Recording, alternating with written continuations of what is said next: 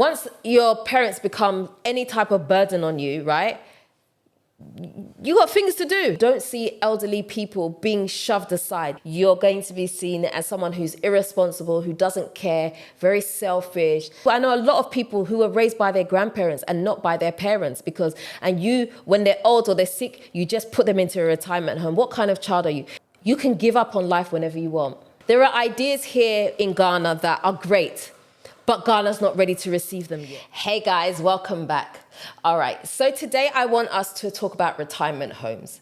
I know that sounds weird, bear with me, okay? Now, I wanted to talk about retirement homes because I remember when I was in the UK, I thought to myself, you know, when my parents get to a certain age, like what happens?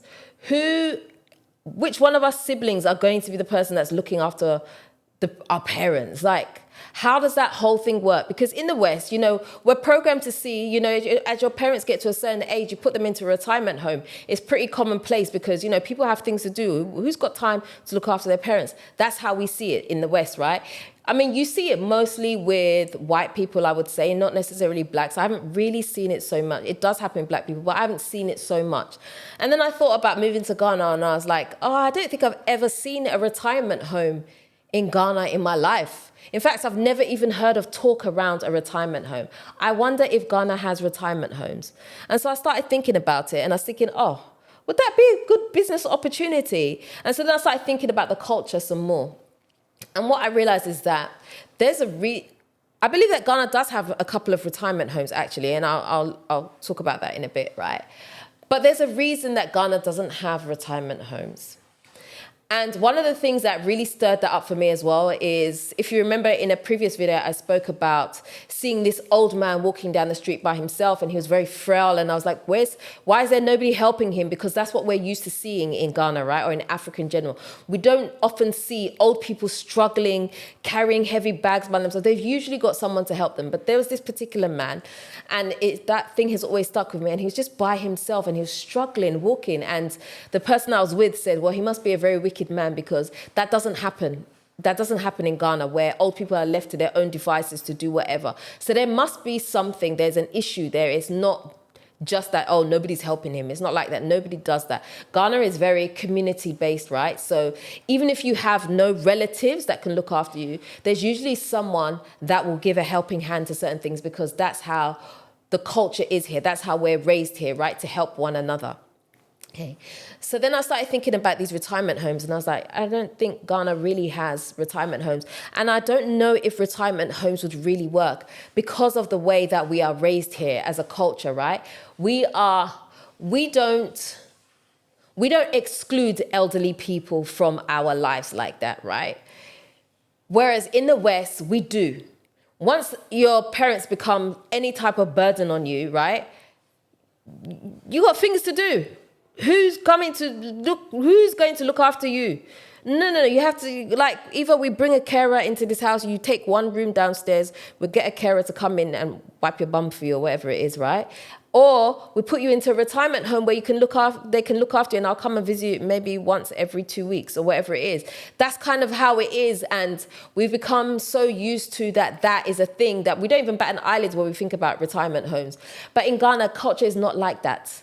The culture is that elderly people are very imperative to the community, right? They are filled with wisdom. And so you don't get rid of your elderly people like that. You look after them, you nurture them, you give them their flowers, so to speak, right? And so you don't see elderly people being shoved aside. There's always going to be someone that will look after that person right up until they breathe their last breath.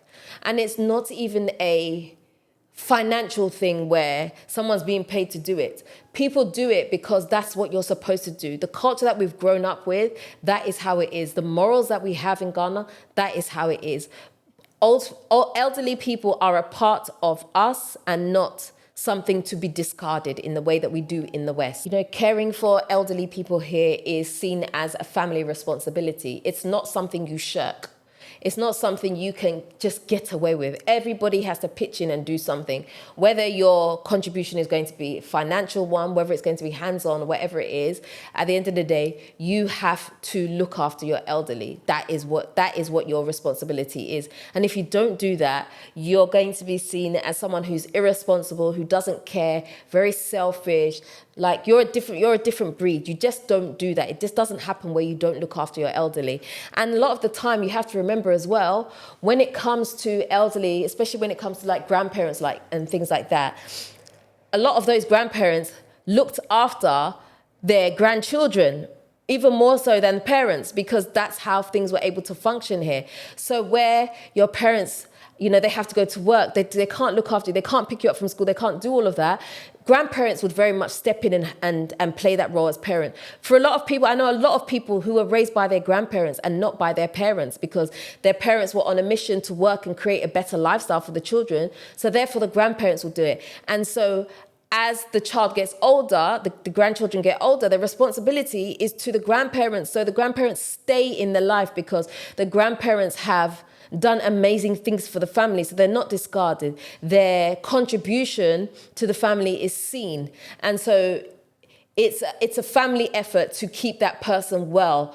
And so what happens is that the family has to pitch in and take care of this elderly person, whether it's your parents or your grandparents. That is how it is. Now, the other side of that is that it can become quite difficult. There was a point that I had a PA, right, who was working for me. She didn't even work for me for very long.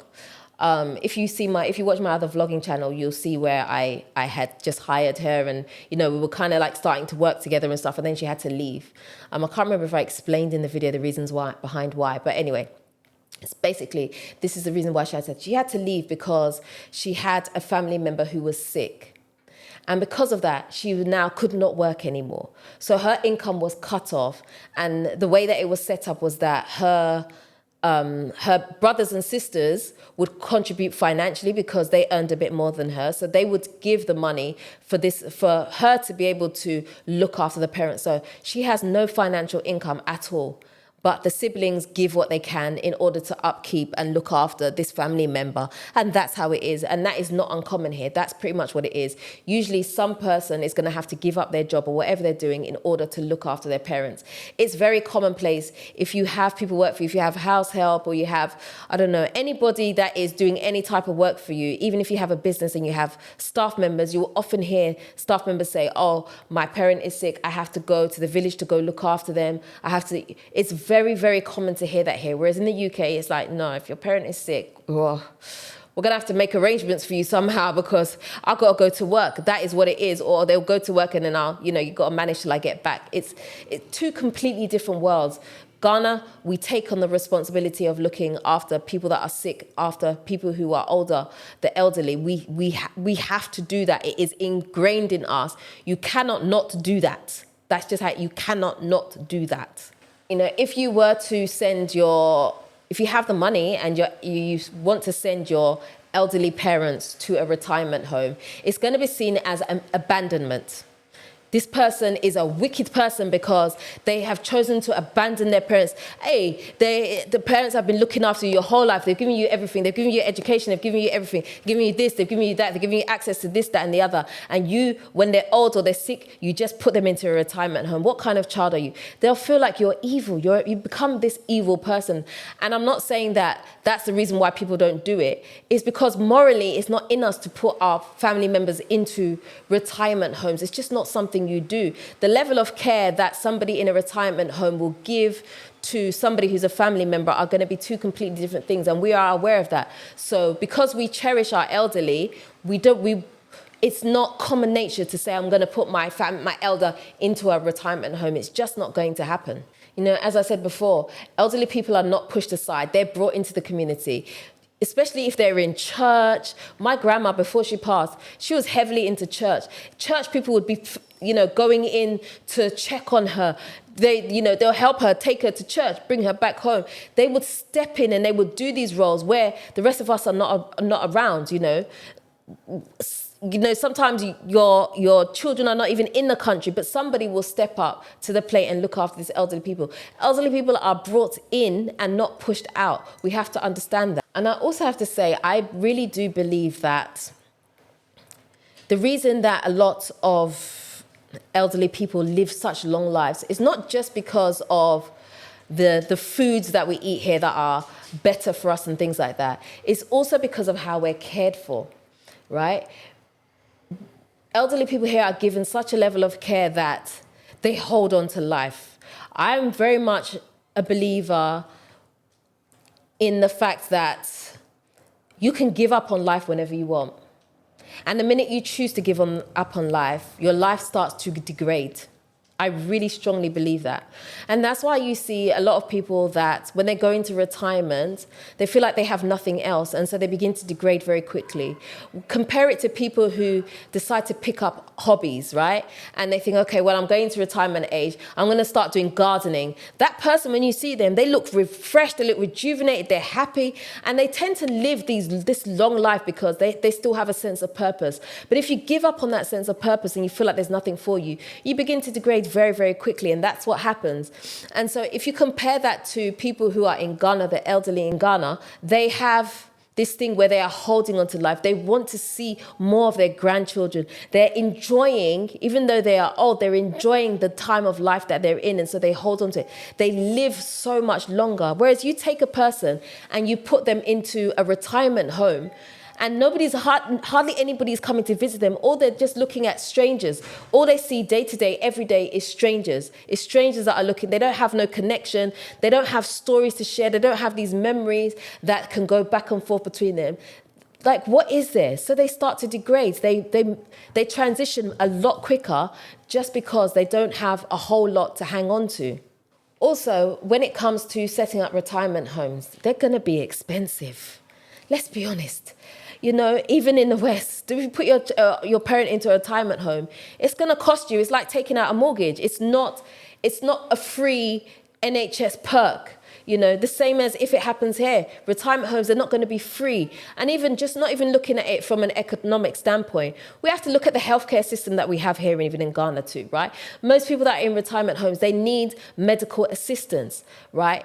When it comes to healthcare in Ghana, we're still struggling. We're not really in a phase where everything is up to date. There are hospitals here that don't even have basic equipment. So if you're having a retirement home, it's going to be privatized. If it has access to all the things that they need in that retirement home, it's going to come at a cost. It's not going to be at a level that is attainable for everybody to say, okay, well, yeah, we can afford to put our parents or our grandparents into this retirement home, because it's going to be expensive. Our standard healthcare system, if you just get sick, if you just get malaria, if you can't afford a private hospital, you go to a public one, whether you're sick, you're bleeding or whatever, sit down and wait. It's going to be like that.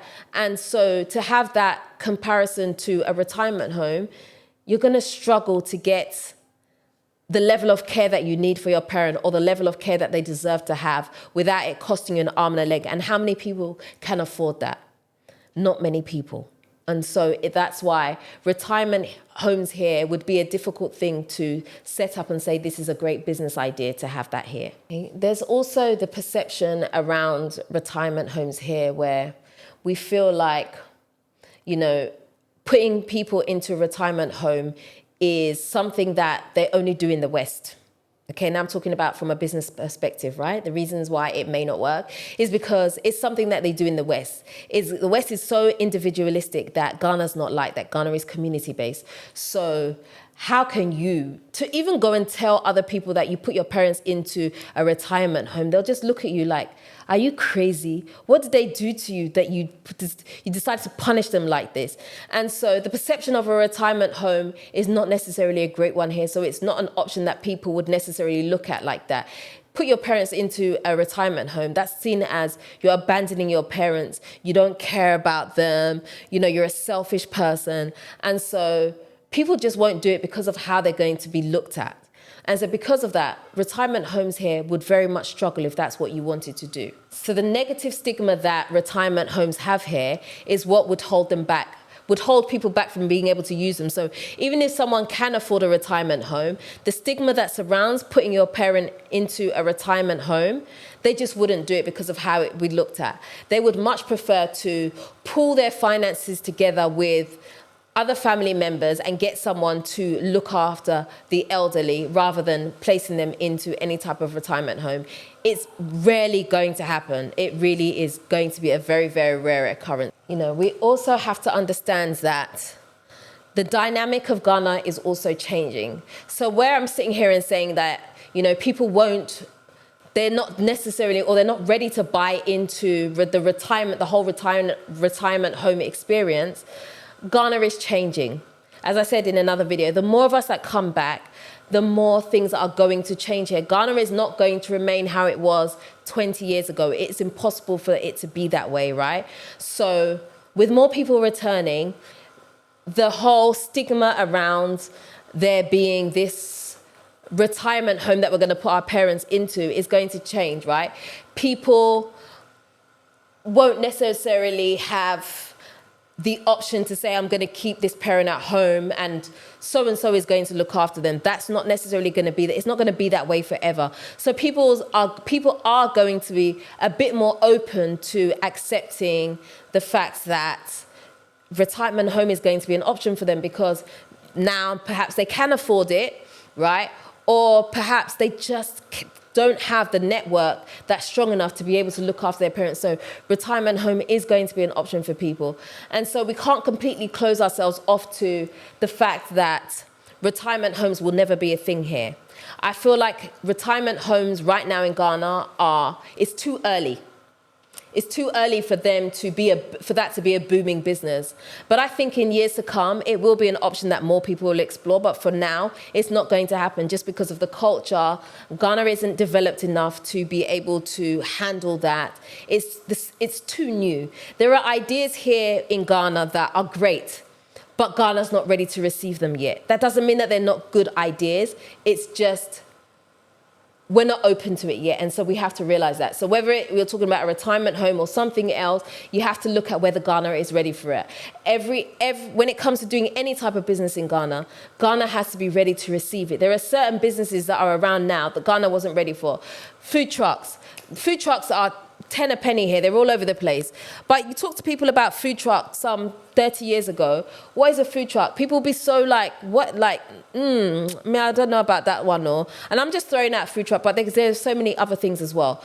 You know, the market has to be ready for your idea. You can't just say, I have an idea because I've seen it in the West and it's going to be great. The market has to be ready. Retirement homes, Ghana is not ready for a retirement home. Although I'm sure that there are some around, I don't doubt that there are. I feel like there's not going to be many of them at this current stage. But anyway, I'm going to wrap up the video there. Let me know what you think in the comment section. Would you put your parents into a retirement home here in Ghana?